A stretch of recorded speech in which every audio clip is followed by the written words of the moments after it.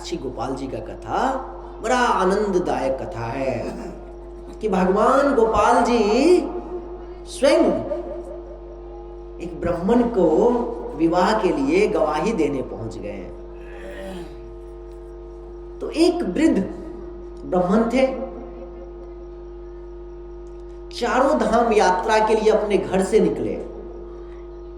ठीक है, चारों धाम यात्रा के लिए अपने घर से निकल गए। लेकिन चारों धाम यात्रा जब कर रहे थे तो रास्ते में धूप भी रहती थी, भूख भी लगता था, प्यास भी लगता था, कंकर भी था, वृद्ध शरीर भी था, थकते भी थे, थक भी जाते थे। और एक नवयुवक बालक,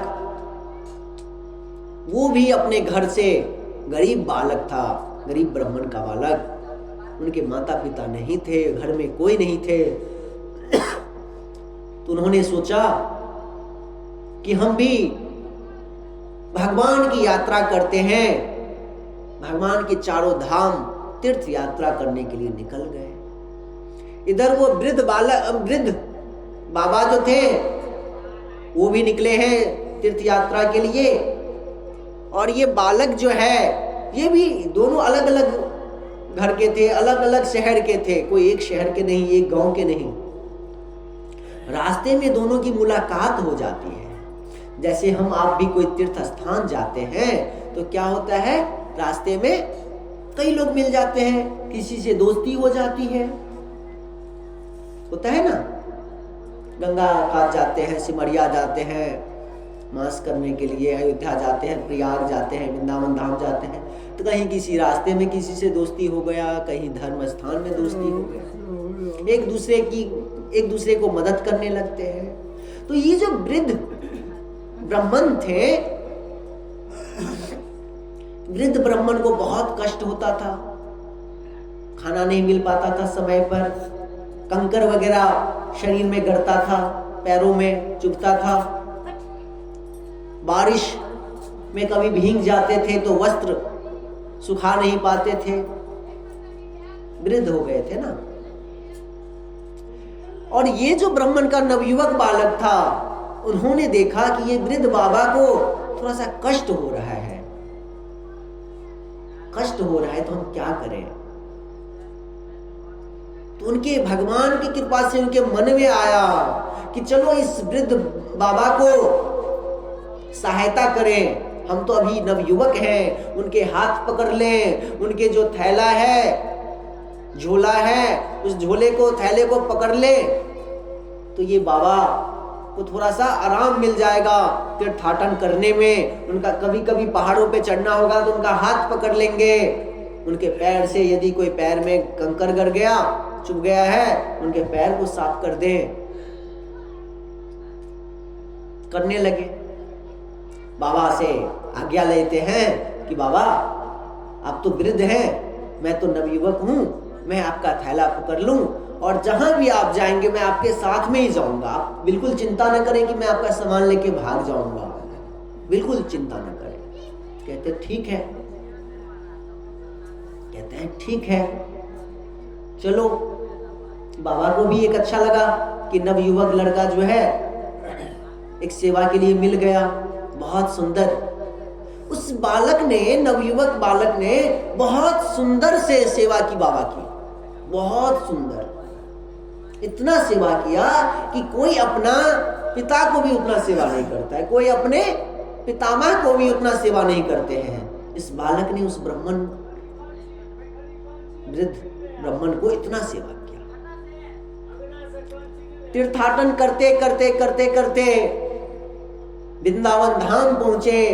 वृंदावन धाम में रज में रजाते हुए, अपने शरीरों पे रज लेते हुए, यमुना स्नान करते हुए, ब्राह्मणों को, वैष्णवों को, साधु संतों का दर्शन करते हुए, गोपेश्वर महादेव का दर्शन करते हुए, लता पता का दर्शन करते हुए, सबका प्रणाम करते हुए, सबको दंडवत करते हुए, वृंदावन धाम परिक्रमा मार्ग पर दंडवती लगाते हुए श्री श्री गोविंद देव मंदिर पर पहुंचे। गोविंद देव मंदिर पर जब पहुंच गए तो बाबा थक गए थे। तो बालक जो था जल लेकर के आया, बाबा को जल पिलाया, फिर से कुछ समय आराम करवाया। कहते हैं बाबा अब बस एक गोपाल जी मंदिर रह गया है, ये गोपाल जी मंदिर में हम दर्शन कर लेते हैं और फिर कहीं आश्रम में जाकर के विश्राम कर लेंगे, आप चिंता न करो। कहते हैं ये बात? तो कहते हैं हाँ यही बात। तो चलिए गोविंद देव मंदिर से निकल करके उनके दूसरे साइड में जो साक्षी गोपाल जी का मंदिर है वहां पे गए प्रणाम करने के लिए। जब अंदर जा रहे हैं तो वृद्ध ब्राह्मण बाबा जो थे उन्होंने नवयुवक बालक से कहा कि सुनो, वैसे तो मैं बहुत धनवान परिवार से हूं, मेरा पुत्र है, पौत्र है, पौत्री भी है, सब अच्छे हैं, सब बहुत अच्छे हैं, मेरी एक बेटी भी है, सब बहुत अच्छे हैं, मैं सुखी परिवार से हूं। लेकिन मैं चाहता हूं कि तुम जो हो बहुत ही नेक होशियार बालक हो। मैं चाहता हूं मेरी जो बेटी है उस बेटी का विवाह, उस पुत्री का विवाह तुम्हारे हाथ कर दो, क्योंकि तुमने बहुत सेवा किया है, तुमने बहुत सेवा किया है। तब तक मंदिर में प्रवेश हो गया। ये बातें करते करते मंदिर में प्रवेश हो गया। मंदिर की सीढ़ी चढ़ करके मंदिर में जब प्रवेश होता है तो बालक कहता है बाबा बात ऐसा है कि देखिए आप ठहरे धनी मनी परिवार के ब्राह्मण, मैं भी तो ब्राह्मण ही हूं, लेकिन मेरे माता पिता नहीं है, मैं बहुत ही कुलीन निर्धन ब्राह्मण हूं, मुझे कहीं कुछ नौकरी नहीं मिला, कहीं कुछ मिला नहीं, तो मैंने सोचा चलो तीर्थाटन करते हैं। और जब तीर्थाटन करते हैं तो रास्ते में खाने पीने को कुछ ना कुछ मिल ही जाता है, तो मुझे खाने पीने तो मिलता रहा और आपके जैसे ब्राह्मण की सेवा करने का अवसर भी मिल गया, तो मैं तो धन्य हो गया, आपके चरणों को धूली अपने मस्तक पे लगा लिया, मैं तो धन्य हो गया। तो ब्राह्मण कहते हैं तुम ये मेरा बात मान लो कि मेरी पुत्री से तुम विवाह कर लो। कहते हैं महाराज आपकी जो आज्ञा है मैं सब आज्ञा को पूरा करूंगा, मैं आपकी बेटी से विवाह तो कर लूंगा, लेकिन आप मुझे सिर्फ शब्दों से नहीं, आप वृंदावन धाम में हैं, गोविंद देव जी साक्षी गोपाल मंदिर में हैं,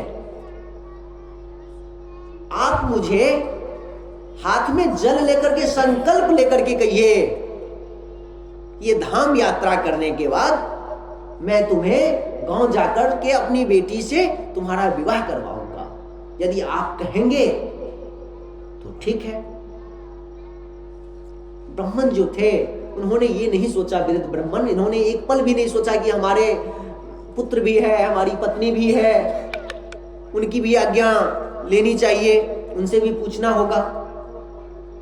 सब भूल गए, उस बालक की सेवा से इतना खुश हो गए, आनंद हो गए थे। तो उन्होंने चट से जल ले लिया हाथ में और कहते हैं साक्षी गोपाल को मैं साक्षी रख करके, पहले उनका नाम सिर्फ गोपाल जी था, जब बाद में उन्होंने साक्षी दिया, गवाही दिया, तब से उनका नाम साक्षी गोपाल हो गया। तो कहते हैं मैं गोपाल जी का साक्षी लेकर के संकल्प लेता हूं कि मैं अपनी पुत्री का विवाह जो है तुमसे ही करवाऊंगा। आज ये बालक जो है मन ही मन गोपाल जी को कहते हैं गोपाल जी आप साक्षी हो, आप गवाह हो, आपने ये सुना है संकल्प, तो आप गवाह हो हमारे। यदि तीर्थाटन करने के बाद, तीर्थों से घर पे जाने के बाद ये बाबा का मन बदल जाए तो आप याद रखना, तो मैं आपके पास आऊंगा आपको कहने के लिए। अब उन्होंने तो संकल्प तो ले लिया अपने मर्जी से, गोपाल जी हैं सामने,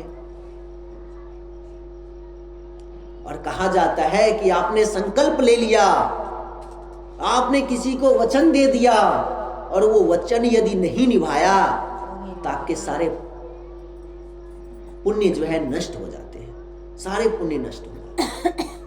अब क्या किया जाए? बहुत अच्छे से बाबा, वृद्ध बाबा वृंदावन धाम से अपने नगर उड़ीसा के तरफ पहुंच गए। जब उड़ीसा के तरफ पहुंच गए अपने नगर, बड़ा आनंद आया और उनको याद आया, अरे मैंने एक बालक को वचन दिया था, संकल्प लिया था गोपाल जी के सामने, और ये बालक भी अपने घर पे आया।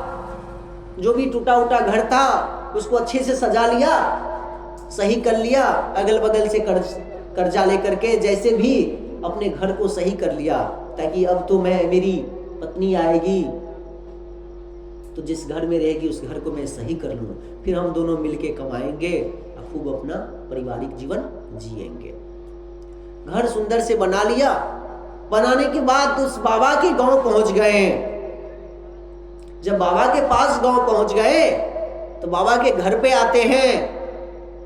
इधर ये बाबा जो हैं अपने परिवार में अपनी पत्नी से, अपने पुत्र से कहते हैं, अपनी पुत्री से कहते हैं कि सुनो, तीर्थाटन में रास्ते में एक बालक मिला था, बहुत होशियार था, बहुत सुंदर था, गुणवान था, उसने मेरी बहुत सेवा की, उसने मेरी बहुत सेवा की, मैंने उसे वचन दे दिया और मैं गोपाल जी के सामने वचन दिया है, तो मैं वचन ना निभाऊंगा तो मेरे सारे पुण्य जो है नष्ट हो जाएंगे। ये बात घर पे चल ही रहा था। बालक कहते हैं, उनके पुत्र कहते हैं, वचन आपने दिया है तो क्या हो गया? जब वो बालक आएगा तो आप कह देना कि मैंने वचन नहीं दिया है, झूठ बोल देना। कहते बेटा मैं झूठ कैसे बोलूं? कहते झूठ बोलने से सारे पाप नष्ट नहीं होंगे आपके वचन देने से मैं अपनी बहन का शादी किसी कुलीन ब्राह्मण से, किसी निर्धन गरीब घर में कर दूं, ये तो हो नहीं सकता है। उनकी पत्नी भी कहने लगी कि आपके वचन देने से क्या मैं अपनी पुत्री को कहीं भी विवाह कर दूं? ये तो हो नहीं सकता है। घर में तो ये बात विवाद चल ही रहा था कि उसी दिन वो ब्राह्मण जो था, निर्धन बालक पहुंच गया। पहुंच करके कहने लगे, बाबा आपको याद है आपने वृंदावन धाम गोपाल जी के समक्ष आपने संकल्प लिया था कि घर पर जाकर के मैं तुम्हें अपनी पुत्री से विवाह कराऊंगा, मैं आ गया हूं। वृद्ध बाबा के पुत्र जो थे लाठी लेकर के निकले, अच्छा तुम चले मेरे बहन से शादी करने के लिए? मार मार करके भगाया। जब मार मार करके भगाया, ये सब भगवान का लीला है। दूसरा बालक रहता तो वापस होकर के चले जाता, लेकिन उस बालक के मन में पता नहीं क्या हुआ, पूरे गांव वाले को लेकर के उसके दरवाजे पे आ गए। कहते हैं उनको बोलिए बाबा को घर से निकलने के लिए, बाबा निकला जाए। बाबा निकले हैं तो बाबा से सब कहते हैं उनके परिवार वाले कि झूठ बोलना, झूठ बोल दो, लेकिन झूठ बोलना इतना आसान नहीं है। झूठ बोलना आम आदमी के लिए आसान है, किसी वैष्णव के लिए, साधु के लिए झूठ बोलना आसान नहीं है। उनके मुख पे झूठ आना संभव ही नहीं है। उनके होठ जो है फड़फड़ाने लगे, होठ जो है दांतों तले आने लगे, होठ से कोई शब्द ही नहीं निकल रहा है।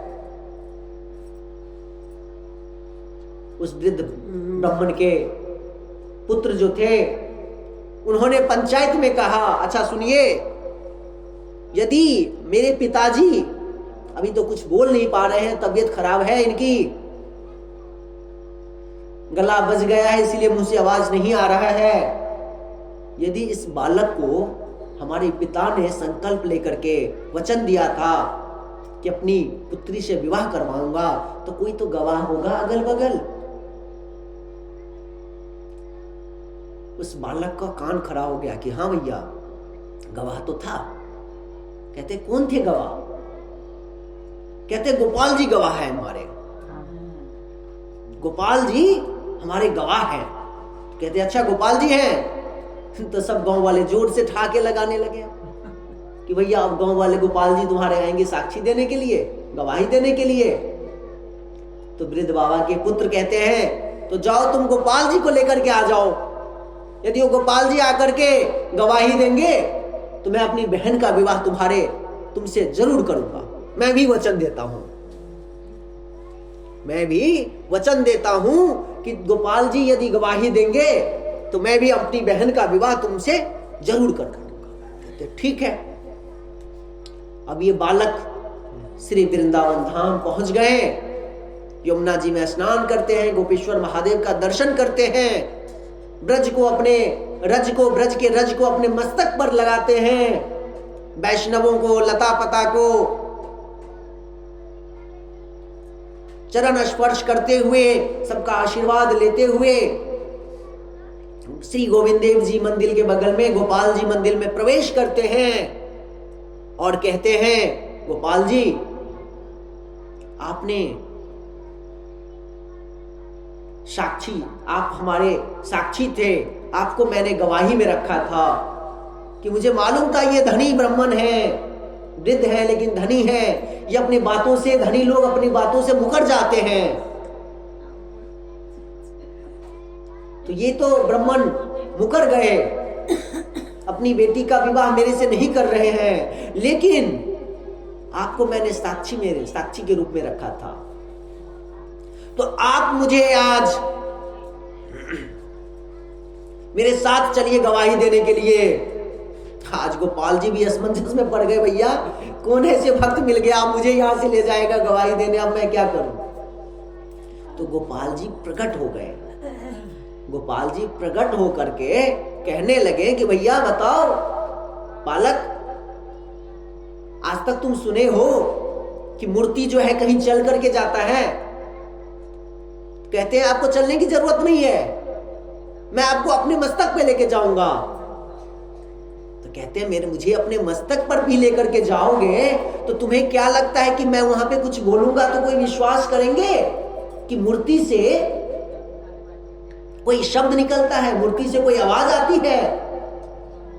तो बालक कहता है कि हाँ मूर्ति से आवाज निकलता है, मुझे विश्वास है। तो कहते तुमको विश्वास है क्या? उस गांव के पंचायत में मैं जो कुछ बोलूंगा मानेंगे?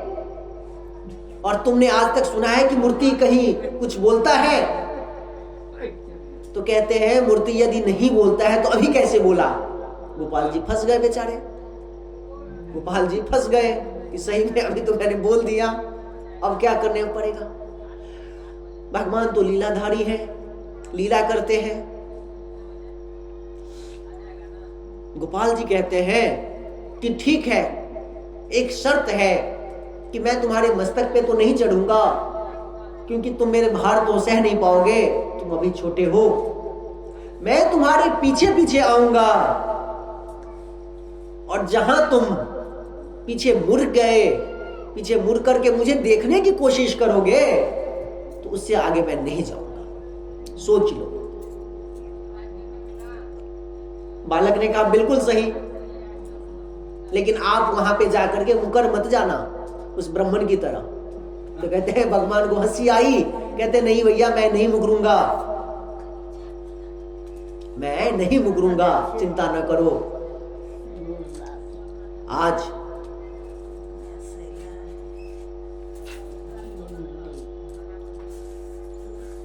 गोपाल जी उस बालक के पीछे पीछे चलने लगे, लेकिन वो बालक जो है गोपाल जी से कहते हैं बाबा भगवान एक चीज बताओ,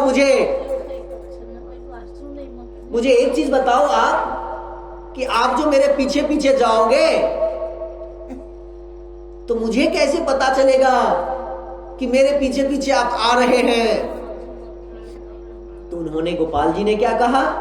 गोपाल जी कहते हैं सुनो, तुम आगे आगे चलना और तुम्हें मेरे पैरों की पैजनियां जो है, मेरे पैरों की जो पायल की आवाज तुम्हें सुनाई देगा, उसी से तुम समझ लेना कि मैं तुम्हारे पीछे पीछे आ रहा हूं। कहते ये हुई ना बात, बहुत सुंदर।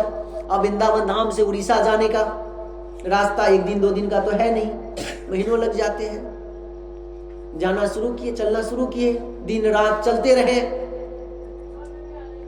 चलते चलते जब उस गांव से एक गांव पीछे ही, जैसे बथिया से बिसहत, इतनी दूरी पे जब आते हैं तो भगवान का लीला, उनके पायल का आवाज आना कम हो गया, बंद हो गया।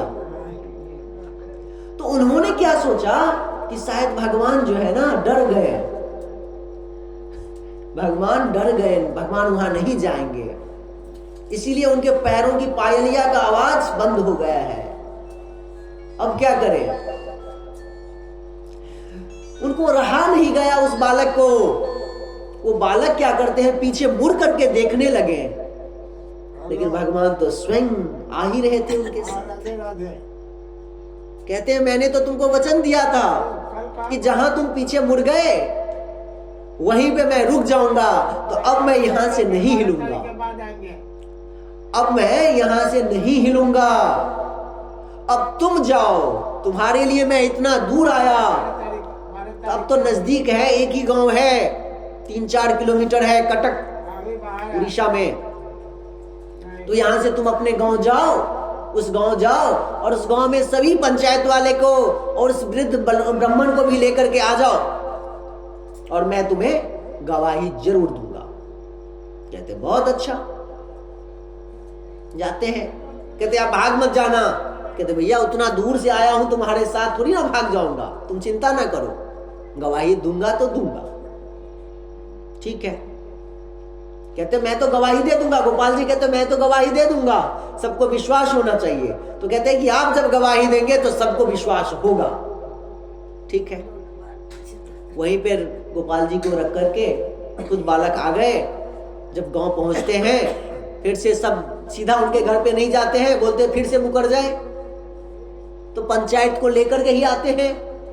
समाज में जो 10-15 गांव वाले थे कुछ कोटि के, उन सबको लेकर के आते हैं। आकर के कहते हैं इस वृद्ध ब्राह्मण के घर जाया जाए। आवाज दिया गया, वृद्ध ब्राह्मण भी आया, उनकी पत्नी, उनका पुत्र, सब कोई आए। कहते आ गए हमारे गोपाल जी, हमारे गोपाल जी आ गए हैं।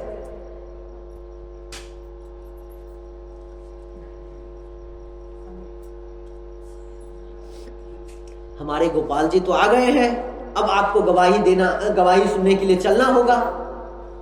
तो कहते हैं यदि गवाही देने के लिए एक गांव पीछे रह गए हैं तो यहां तक ले आते। तो कहते हैं नहीं, गोपाल जी ने मना किया है, मैं उनके घर तक नहीं जाऊंगा, तुम यहीं पे ले आओ। तो यदि गांव वाले कहते हैं कि भैया यदि ये बालक सच बोल रहा है तो चलो 3 किलोमीटर तो है, जाकर के देख लेते हैं। वृद्ध ब्राह्मण को पकड़ करके, उनके पुत्र को पकड़ करके सबको लेकर के जाते हैं वहां पे। देखते हैं तो सही में गोपाल जी वहां पे एक मूर्ति रूप में, विग्रह रूप में वहां पे विराजमान है। जब विराजमान है, सबने यही सोचा अरे मूर्ति ना मस्तक पे लेके आ गया होगा, कोई सवारी से लेकर के आ गया होगा, मूर्ति थोड़ी ना बोलेगा। अब क्या होता है, जब पंचायत होता है तो 2 पक्ष बन जाते हैं, एक उनके पक्ष और कुछ लोग उनके पक्ष, कुछ लोग उनके पक्ष। कुछ लोग कहने लगे वृद्ध ब्राह्मण को चिंता ना करो, ये मूर्ति है, मूर्ति थोड़ी ना बोलता है। और कुछ लोग कहने लगे, जो धर्मनिष्ठ लोग थे,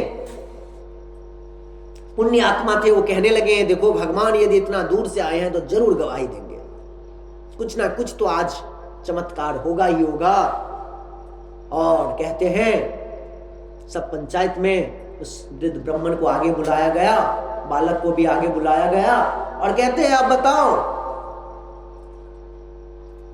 भगवान गोपाल जी, आप बताइए क्या सही में इस वृद्ध ब्राह्मण ने इस बालक को संकल्प के साथ वचन दिया था कि मैं तीर्थ के बाद अपने घर पे वापस आने पर मैं अपनी पुत्री का विवाह इस बालक से करूंगा, आप इसके गवाह हैं। तो भगवान ने उच्च स्वर में, मधुर स्वर में, बड़े सुंदर से स्वर में कहा कि हां, ये ब्राह्मण जो है इसने मुझे साक्षी के रूप में रख करके हाथ में जल लेकर के संकल्प किया था,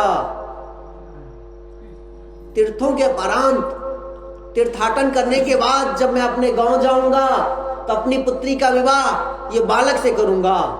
सबने सुना और एक बार नहीं, यही शब्दों को 3 बार रिपीट किया गया। हमारे साक्षी गोपाल जी, उस दिन से उनका नाम साक्षी गोपाल पड़ गया। तो कहते हैं कुछ गांव वाले तो उनको कहने लगे कि भैया आप तो शादी करवाना ही पड़ेगा, क्योंकि स्वयं साक्षात भगवान गोपाल आए हैं गवाही देने के लिए, तो विवाह तो करवाना ही पड़ेगा। इधर वो लड़की जो थी उन्होंने भी हाँ गच्छा, हाँ कहती है कि मैं तो शादी करूंगी तो इसी लड़के से। इधर उनके माता और उनके भाई को भी पूर्ण विश्वास हुआ, नहीं, मेरे पिता ने यदि वचन दे दिया है और गोपाल जी स्वयं यहां तक आए हैं गवाही देने के लिए, तो मैं जरूर अपनी बहन का विवाह इस बालक से करूंगा। कि देखिए ये बालक में भक्ति कितनी है कि साक्षात गोपाल जी आ जाते हैं गवाही देने के लिए। और कुछ लोग जो थे पंचायत के गांव वाले, वो तो कहते भैया तुम्हारी शादी हो ना हो बाद की बात है, पहले हम गोपाल जी को यहां से जाने नहीं देंगे, हम यही कटक गांव में भव्य मंदिर बनाएंगे, जो मंदिर आज भी है। मंदिर जब आप उड़ीसा जाएंगे तो आज भी वो मंदिर है साक्षी गोपाल जी का। तो साक्षी गोपाल जी का ये कथा रहा कि यदि मन में विश्वास है, देखिए हमने प्रथम दिवस भी बताया था, विग्रह जो है सिर्फ विग्रह नहीं है, साक्षात भगवान है, उसमें भगवान प्रवेश करते हैं। वृंदावन धाम में कई ऐसे सारे मंदिर हैं, उनके विग्रहों में धड़कन धड़कता है, बहुत ऐसे मंदिर हैं। जब तक कथा चलता रहे राधा रानी की कृपा से कुछ ना कुछ मैं वृंदावन धाम के बारे में, उनके मंदिरों के बारे में कहता ही रहूंगा।